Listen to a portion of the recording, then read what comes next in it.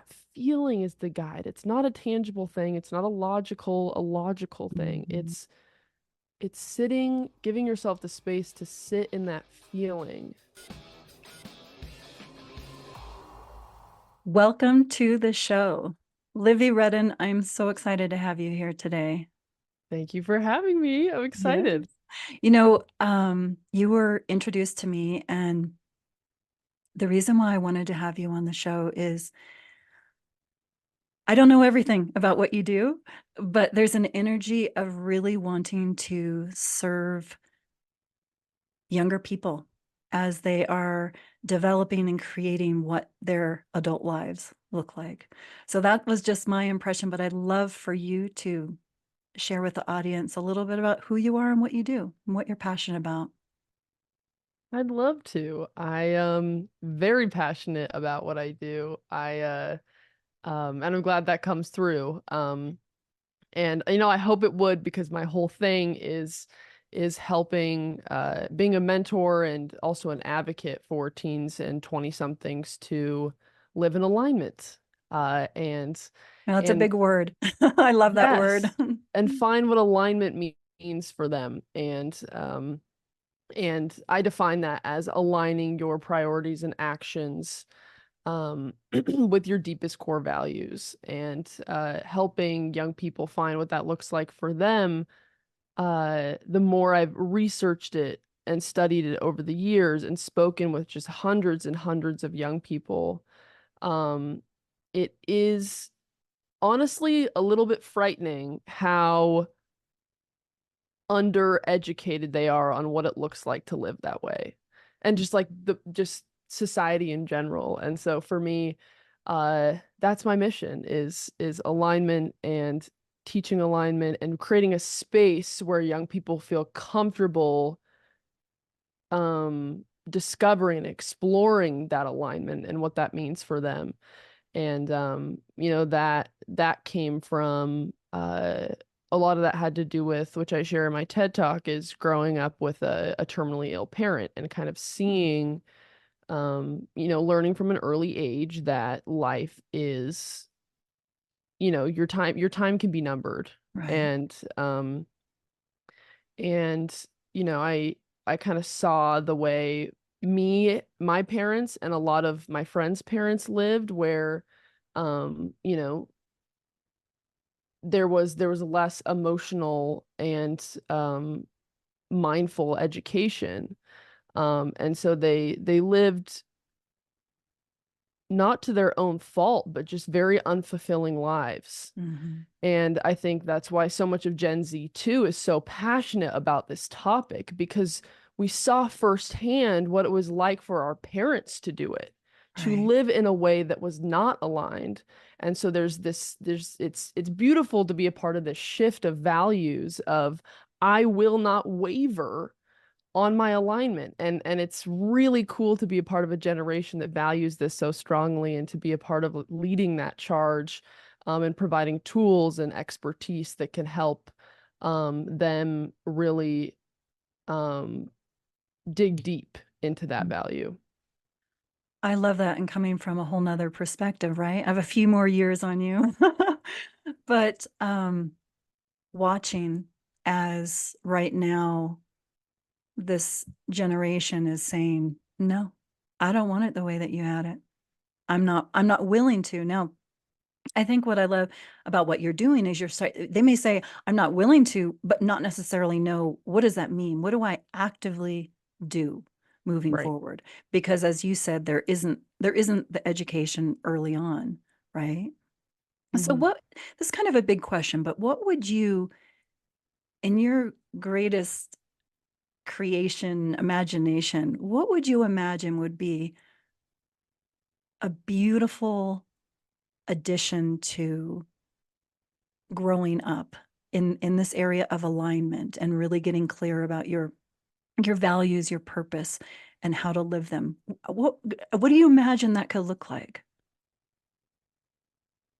I imagine um, changing when I talk about changing the rhetoric of what your teens and 20s could and should be.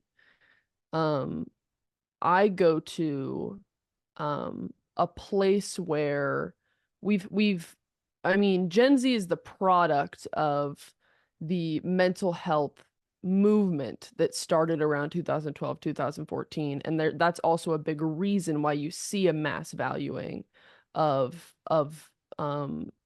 restructuring what a successful life Mhm. looks like.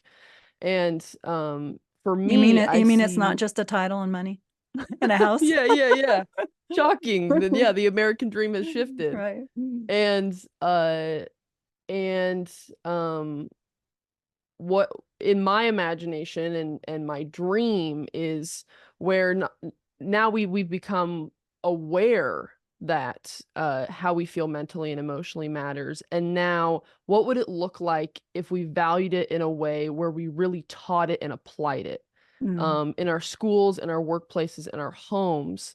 Yeah. And I see over and over and over and over again, when I speak to professionals, when I speak to children, when I speak to young people, that this lack and gap of emotional and mental education is the core of the majority of societal suffering.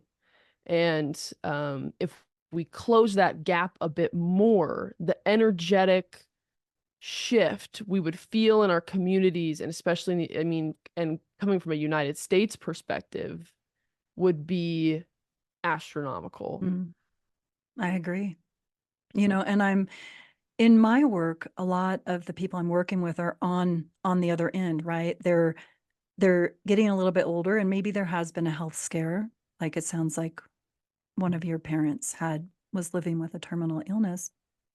And suddenly there's this something often happens where there's a recognition, oh, I'm not going to live forever, right? Something, oh, I might not have as much time as I thought I would. And there's, a lot of people who are a little bit older, there's a sense of sadness that they didn't recognize that Mm. earlier. And so one of the things I think that's wonderful about what you're doing is it's when you're talking to young people it's a process, right? It's not like, oh, you figure this out in 12th grade and everything Exactly. and everything's good. Exactly.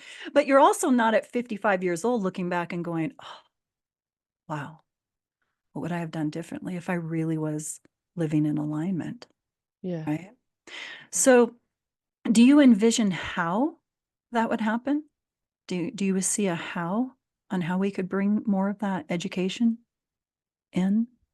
Yeah. I mean, I think we're already seeing it. And it's very cool to see the shift happening. Because, over the past decade, there's been more of an awareness and mental health, like governmental mental health associations were being founded. And now we're seeing more of an adoption of like social emotional learning in public education. We're also seeing a shift in homeschooling and the way education is Mhm. structured, or more community-based schooling. I think that's part of it. I think also, honestly, just if in the work that I do uh when I'm speaking with young people, the goal there also is that, and something I talk about a lot, is that, when you are in the work of exploring and healing oneself, that you are in the work of healing thousands. Mhm. And so when I'm talking with young people, if there's a level of curiosity, not perfection, Right. curiosity early on, that radiates to, if these young people choose to have children, if they choose to be married, if they choose to be in long-term partnerships, um, getting that education and becoming curious about oneself and about your past, um, can really change the way we interact at home, which change the way we show up everywhere. Right. And so I think on a corporate and an educational scale is fantastic. However, I really do feel like it starts in the home and in the bedroom when you're by yourself. Mhm. And how you interact with yourself, because your internal is a direct reflection of how you show up in your external. Yeah, and such a great point, right? Because sometimes people feel a little bit overwhelmed when there's stuff happening in the world, right? And it's like, how can I change that? How can I change that conflict? How can I change that problem? But I love that you're saying it comes back to you, right? And how you are being. It's Hmm. not even so much about doing, right? It's like how you are being. And Hmm. we're not really taught that. I know I'll raise my hand and say when I was a kid, I was told how I shouldn't be and what I shouldn't say and what I shouldn't do. Right. Not Right. so not so much like how to just be me. I don't Yeah. think I got any of that. And that Yeah. impacts all of us Yeah. a little, because I don't know about you, but I really believe that as a little child, pretty young, couple years before they start getting the socialization, just beaming lights of joy and curiosity to what you just said, right? Like this massive, it's in there. And it's Hmm. not so much that we have to find it's kind of under cobwebs or we've kind of pushed it away because of a variety of social responses to us. Hmm. Um, but that curiosity that you talk about is so innate in little kids. It It's is. so cool. And I think of if everyone could be like a 1, 2 year old, I mean, I get that they Right? have the tantrums, but Yeah, minus they are some of the expressing tantrums. themselves. Yeah. At least there's some communication There's happening. some That's good. communication happening. Absolutely. Yeah. Oh, I think about my kids. I definitely, one of them really was vocal when the plans changed, Mm. and it was disorienting for him to Yeah. have this is what he thought was going to happen and then something shifted and that was a real challenge for him. So he did communicate with a lot of emotions at times. So I would love if there are any parents listening who have young kids, what would you want them to hear or know? Yeah. Something that came to mind is you just brought up that that's your son that was, Hmm. yeah, yeah. Because you're only a boy mom, right? I have 2 boys and a daughter. Two boys and a I daughter. have boy, Okay. boy, girl. Yeah. Got it, got it, got it. Hmm. Um, I think to your example there, I think remembering that each of your children is different and will probably need to learn differently, will need to be communicated with and approached differently. And I think we've been run through systems that are really trying to make things one size fits all. Man. And so I think when I see parents approach parenting and when I talk to young people about their experience being parented, Right. it's it's the biggest thing the gap I see is a lack of fluidity in the way parents are addressing their different children's needs. And I Wow, think that's you very important. You just brought up a memory I hadn't thought about for a while. When my oldest, the same one I was talking about, when he was really little, really, really highly sensitive, right? To everything, to light, to sound, to smells. And even going to the grocery store as a little baby, it was overwhelming for him.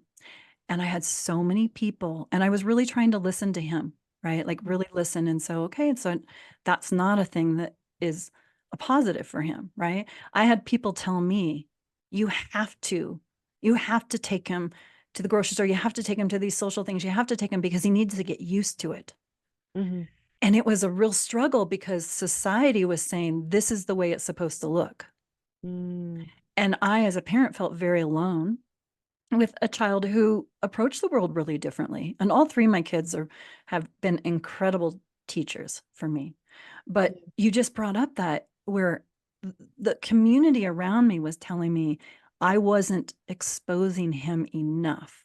Mm. And that was why. And I was like, no, I think he just, and when he started speaking, he was able to say, I don't like her in the room.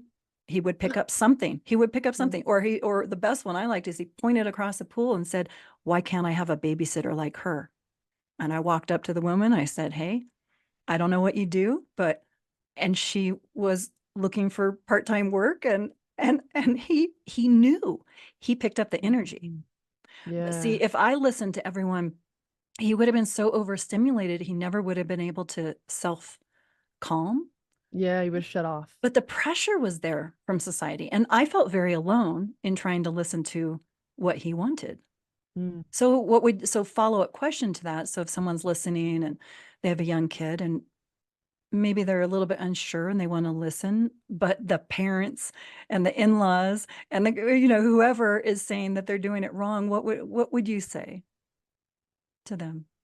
I mean, I mean, it goes back to curiosity, I think. And I think a parent's, um, I mean, to backtrack a little bit, it makes me think of if we're teaching more than anything than teaching practical information, my hope when I work with young people is to get them to a place where they can trust themselves, and there's a listening to the intuition, and there's a following of curiosity despite the discomfort that it can create. And so I think that applies to parenting as well, where do you trust have you learned to trust your own intuition, your own Right, alignment and knowingness? right.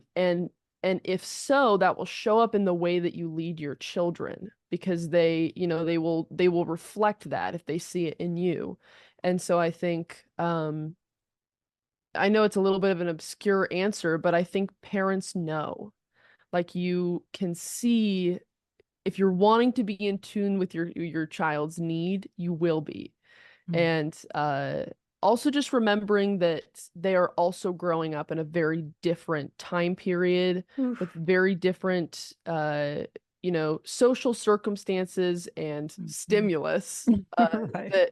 that may have not been present when you were young. Mhm. And so I think also remembering to parent from a space of not so much like this is the way we did it or this is the way it was. I think just remembering too that this is it's different. I mean, the world has just changed so much, um and giving yourself grace as well as you're kind Mm. of navigating that difference. I love that. Grace is so important in so many different ways, right? Like as we're growing and expanding and learning and being curious and falling down and getting back up, having that sense of grace is so valuable for us. Mhm. There's no benefit to the beating oneself up. I'd love to ask you, you mentioned that you grew up with a parent with a terminal illness. Do you mind sharing a little bit about what you feel were the greatest gifts that you feel that you received in that experience? Yeah, I and I like that you ask about the gifts, because I think sometimes when I share that story, and honestly, why I was hesitant to share it for a long time and kind of dig into it more was because I didn't want, I find sometimes when we share those stories just to share them, it's like we Mm. all kind of want to sit in a victimhood together. However, I think the to me, I think there is the world and my life exists, and this is sort of what the experience helped me realize, is that the world and my experiences are not necessarily or that experience in particular was not necessarily good or bad. It was just that my life and my experiences are in a constant state of building or deconstructing or in sort of a neutral space.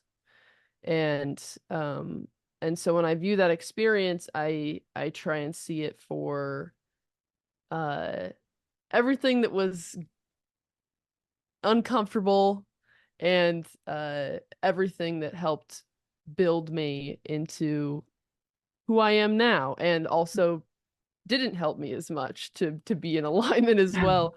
And I think the gifts, really, one that comes to mind is um well, I want to be present with my answer. What would be one gift? that maybe I haven't spoken about as much because I Mm. think there's a lot of routes I could go.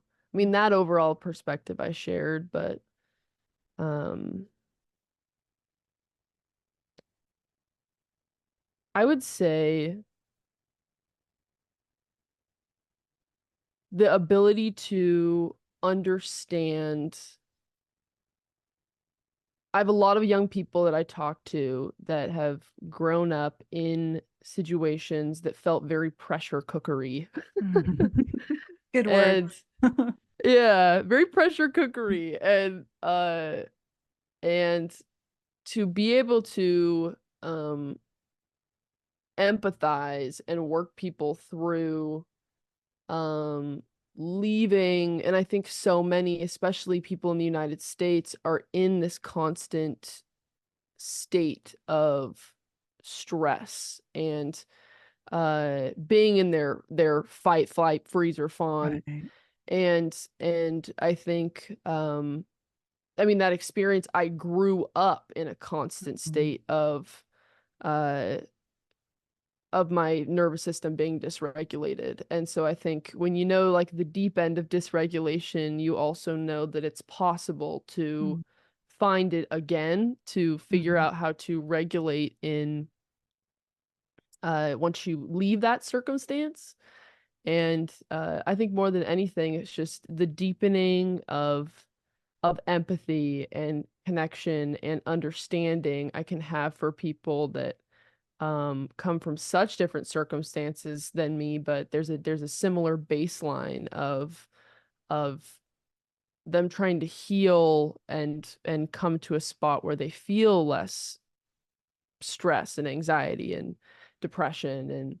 And so yeah, I just feel very, I feel like the experience really tapped me into understanding and really just love from an early Mhm. age, because I think the Mhm. only thing that can really get a family through something like that in a way that is sustainable is love. Mhm. I agree.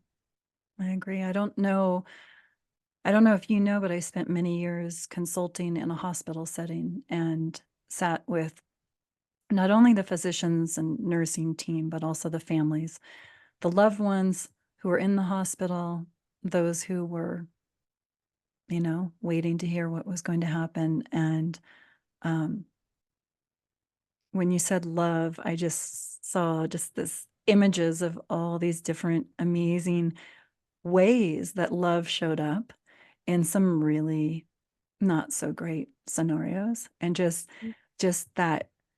And it looks different, right? There's not just one way, and there's so many different constellations of family, friends, family, who, and even people who didn't have friends and family, and people in the hospital actually would gravitate to them. There was love there. There was so many different ways that it would show up. And as you said love, I just saw this like a little movie of all different ways that people can be in love in really challenging situations. I wanted to ask you, because some people in your situation could have run away from the feelings, right, in a variety of ways. Did you, number one, and if you did or if you didn't, what was the shift for you to go more inward and align with yourself? That's a good question. I Something that would be interesting, considering I teach a lot about emotions, is I 100% ran. I mean, I was the queen of dissociation. Um, and reasonably so. I mean, I think so many people that have intense situations growing up, it isn't until they're adults or a bit older where they're like, oh, that was crazy. That was Right. crazy. Like that was like, and there's just experiences, that certain moments that flash through my head where I'm 14 and I'm, not to be too graphic, but my mom's like changing my dad's trach, and I'm Mm, and I'm holding towels to catch the blood that's coming from his neck. mm, Or I'm in Vegas with my family, and I'm crossing, my mom and my sister are getting the car, and I'm crossing the road, and my dad falls out of his wheelchair, Mm, quadriplegic, completely paralyzed, and I'm in the center of the street, and cars are honking at me, and mhm. nobody's coming to help. And there's all these things that as I've gotten older, I'm like, at the time it was like survive. And it Right. was like, this It's what is, do I need to do right what do I need to now? do? And Right. so naturally, when you have those experiences over and over and over again, and they become a part of your daily life, you turn it off. You learn how to turn it off. Right. And also I think there's, my sister was sort of the opposite, where she was a little bit more of, how can I be like not at home as much as Mhm. possible? How can I find ways to leave this? And for Right. me, it was sort of my way of coping with it was sort of taking on, how can I Responsibilities. take on responsibility? How can I parentify myself? Mhm. How can I just not like turn it off? Right. And that's all like very subconscious. And so I Mm. think that also goes back to parenting, of like your children will also cope with things in different ways. And so there's going Right. to be different ways of working with them. And so yeah, I mean, I wouldn't say uh I from my dad got diagnosed when I was 12, and this isn't I've done podcast interviews for a while, and so this isn't really something I've shared more recently, but the reason being that I haven't done interviews in a while was because the last 10 months I was coming off an antidepressant Mm. that I had been put on when I was 19 for my panic attacks. Mm. And from 12 to 17, and my dad passed when I was 17, I was pretty tuned out. Like my emotions were very numbed. I mean, Mhm. I loved deeply. I did feel deeply. I still had feelings of anxiety, especially when I was in middle school, which is when I first started having, which was like a period where I was having panic attacks. But I was pretty numbed out. And then Mhm. my dad passed, and then there was no longer a situation that I needed to be numbed out for. So all the music was blaring, Mm. and I went on the antidepressant, and then it was a very extreme drug, a very intense, one of the most intense antidepressants on the market. And so then I was numbed out again from Mm. 19 up until now. And so really and truly, which honestly there is some shame around saying this because I Mm. teach emotions, Mhm. is I don't think I was completely feeling Mm. until I came off of that pill. Like I feel like I've really felt for the first time everything in its intensity um in the last year. Wow. And I don't remember feeling emotions to this intensity prior. I mean, it's been over a decade since I was 12. And I think, it's I didn't even know. I didn't Mm. even know. I was driving to I do self-havening. I also go to therapy, team, go to therapy. I was doing a I just want to self-hate. underline for a moment. I just love how you share that. Thank you. Thank you for Yeah. trusting me and the audience. And I know that there's someone that's listening that feels like maybe they haven't done it the right way Yeah. or whatever, haven't not feeling all the feelings. And I love that you're sharing your journey in that it just looks different from time to Yes. time. Even if the intention's there, it just looks different, right? Mm-hmm. So you were saying yes, yes to therapy, yes to Yes, yes to therapy. And the thing was, this is all, it's really interesting because I think that's why curiosity matters so much more than like I need to be perfectly healed, and right. how do I make every relationship in my life perfectly Perfect. healthy? When it's more so about this curiosity, because when what up until you become an adult and start kind of finding yourself in your 20s, uh Oh, and there's way more to learn after that too. oh yeah, yeah. How, like, but that initial like Right. 10 years Right. is like, it's really just like what is Yeah. happening. Right. And uh and I think you don't really know the things that could be different or maybe are not normal Mhm. until you start exploring that curiosity. Right. And I think therapy can be very helpful for that. And I'm especially an advocate for um pairing therapy with more holistic Mhm. practices, whether that's something you're doing alone, like meditation or breath work, or certain healing journals to, like EMDR, or I do something called self-havening, and it's kind of a version of EMDR that, also they teach you the neuroscience of your mind and your amygdala. And and so I think having having other sources help you discover how life could be differently when you didn't really realize it could be. And so that's why I try to speak to that shame I felt around, like, oh, I've been teaching, not necessarily teaching, but talking about this stuff and advocating for this stuff, when it's like, oh, I don't even know if I was really feeling prior to Mhm. that. Not on purpose. I mean, a lot of that had to do with Right. the pill. Right. But yeah, I think the healing journey looks different for everyone, and that's why you know, I I have on my website, I say, I am a normal person, Mm. and I speak to normal people, and I talk about how we're experiencing normal things.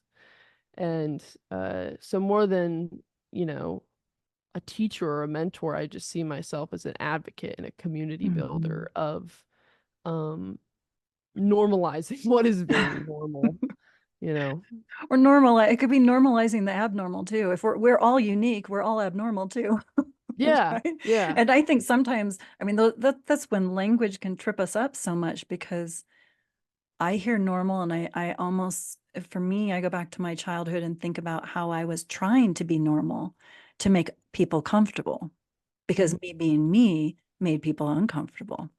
Yeah. So for me, that has a little, like a little zing of, oh, maybe I'm Interesting. not really normal, right? Like, so language is so interesting. Interesting. And I think the other thing is that there are, I think this, I really want everyone hearing this, that there isn't just a one and done in any of this, any Exactly. kind of a healing journey, growth journey, evolution, transformation, whatever language works for you. There's not just a, oh, go do this. I Mhm. love how you're sharing the different ways that either you personally or in talking to other people, don't just get stuck into one, you know, one way. And also one way, it also needs to be the right person. I mean, Mhm. I remember early on, um, I think it was before I went to my doctoral training, and I went to a therapist, and it just didn't feel, I was trying to be what I should be. It wasn't feeling right. And it was that for me, and I was young at that point, but just recognizing that, oh, it's not a good fit for me, and that's okay. Right. I can go find someone else, Mhm. right? Like, I just want to say that, there's not one answer that you just do it and then it's done. Yeah. Because I've if we're broken up always with growing, many a therapist. right? Well, and Yeah. there's also a timing component too, right? It could be Yeah. the right person at a right time. I mean, I think one of my therapists over my years that I have the fondest memories for, I had probably one of the shortest relationships with, but she got right to the point, and I so appreciated it at that moment in my life. Um, the word that you said that really stands out to me is advocate, advocate and community builder. And that's what I hear in what you do with your podcast and all of your communication, you know, Mhm. book, TED Talk, podcast. And what does that mean to you to be an advocate? It's a good question. I haven't been asked that. Uh, to me, it's um oh, now I'm gonna cry. Mm. Um, Mm. I talk to young people every day that are really lonely. And um I think in this space of growth and healing and mental health, they don't hear someone their own age as much putting Mm, down the smoke and mirrors. When I see past the smoke and mirrors of the people in their teens and 20s every day, and I yeah. see the parallels and I see how similar the experiences are. And so I think being an advocate is helping people see each other, Mm, helping people see themselves through you. And also, I think in these rooms where researchers and politicians and parents are worrying or kind of mulling over uh our young people's mental health. Um, where is the young advocate in the room? mm, I mean, where it's, it's great that we have statistics, mhm. but where is the physical representation of the Yeah. statistic? Yeah. And that was sort of the beginning of what got me in the Mm, space of I was listening to podcasts and reading books about healing and mental health. And it was I rarely I like to stay away from absolutes. I wouldn't say never, but rarely um was hearing someone my own age's opinion being valued in the space, and then also hearing advice geared towards my age group when I started listening to this mm, stuff in my teen years, looking for answers, right. desperate for answers. Right. And all the rhetoric I really heard was I was an idiot, and that was what it was, and that was it. And I understand part of that. However, I think there's ways to be a less confused, happier, more fulfilled idiot. You know? Yeah, I do know. Oh my gosh. I'm just thinking it's so interesting because I'm thinking there, first of all, g- body goosebumps with you, the way that you shared what you see advocacy is. And and it's true. Um, when we're older, we like to use our experience and say what we think is the answer. Or it could be, I got through that shit. You will too. Yeah, You yeah. I don't Figure it know. So out. it could be that, or do this, or do XYZ, and everything will work out. Well, I'm someone who did everything XYZ, and it didn't, it didn't deal with what was happening inside of me. It looked good on the outside, right? But back to this idea of you and representing in that space, there is a value as you get older to look back, but Oh there's yeah. such value of I'm in it, right? Or I'm more recently in it. I would love to know because look, I'm thinking there are probably some people my age listening who are like, Livy's young and you don't have kids, right? I don't. And she doesn't have kids. And it's like, what would you say? What would you say to that listener? It's like, but you don't have kids, but you're still young. What would you want to say to them? I would say so true. And there's probably things that you know that I don't. Right. Uh And however, I think I can fill the gap of the things that maybe even your teenager or young adult or child would like to express and hasn't found the words for. Mhm. Um and uh I think wisdom can live in a lot of different spaces. I think there's a wisdom that experience brings, and that's real. And I think there's also a wisdom in, like you brought up earlier, in our 2-year-olds. That Mhm. is this connectiveness to curiosity and intuition that has not been blocked Squashed. or wavered yet. Like Right. it's so pure. And there's, there's wisdom when you know, last week in a lake and I'm laying on my back on a paddleboard and my hands in the water and I'm listening. Mm. And there's wisdom there. And I think it can come in all forms. And I think when we're able to live as students to wisdom in all Mm. its forms, like there's so much fun. There's so much I fun agree. I to agree. be had and to learn and to explore. So I love that. I definitely don't claim to know all the answers. However, I think I can offer a perspective. Right. And some wisdom, yeah, wisdom from a different perspective for sure. Well, Mhm. that's why I had you on, of course. Which I Um, appreciate. and how about the younger people that may be listening? What for a, let's say, early to mid 20s who has struggled with mental health issues, who's a little bit afraid of, let's say, being an adult and not sure really what that looks like and what that means? What would you say to those listeners? I would say I see you for real. First of all, Mm-hmm. like it's I love you so much. I love you Mm-hmm. so much.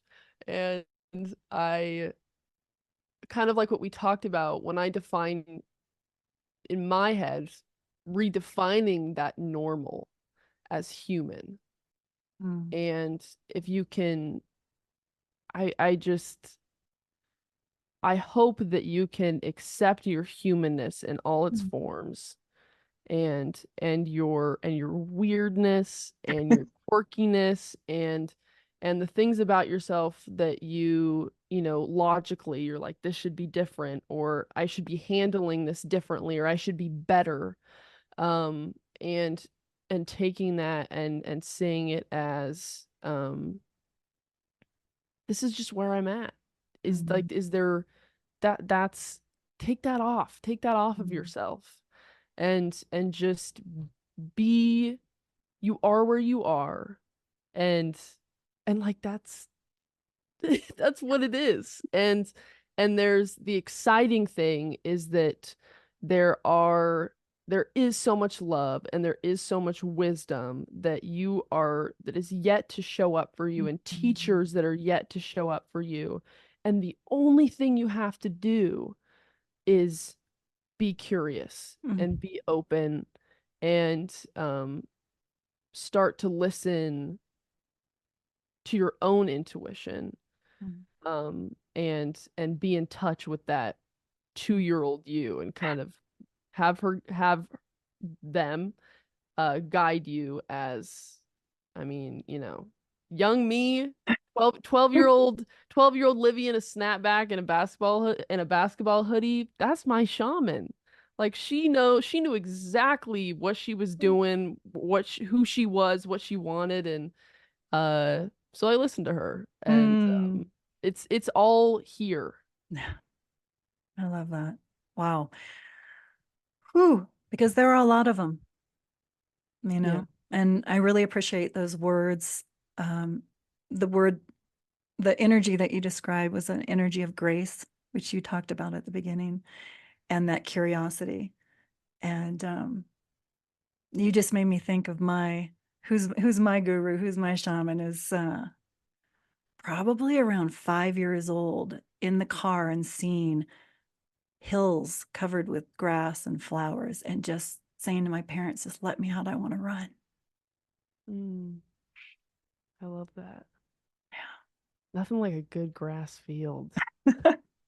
It probably was more in my mind because usually there's like, bumps and lumps and things, but from far away, every car trip, let me out, let me out, let me run. But, and you and I have each shared one little moment that feels like us, right? Like it feels like us. And I just want the audience to think like, what is that? What is that one moment or that experience or what is that's part of you who wants you to pay attention maybe and connect and align, right? So as we close out this interview, I just want to ask you if anything is coming up, any last words that you want to share with the audience right now? Hmm. Well, I want to highlight something you just said about, going back to, and we hear a lot about kind of, what did I like as a kid? Mhm. Uh, how can I integrate that now into my life? However, I think we don't hear a lot about, and something I've been focusing on as I've been learning to feel more deeply is not only returning to those moments in a logical way, but if you can return to those moments like you driving and seeing those hills, returning to that feeling. Mm. That feeling is the guide. It's not a tangible thing. It's not a logical thing. Mhm. It's sitting, giving yourself the space to sit in that feeling.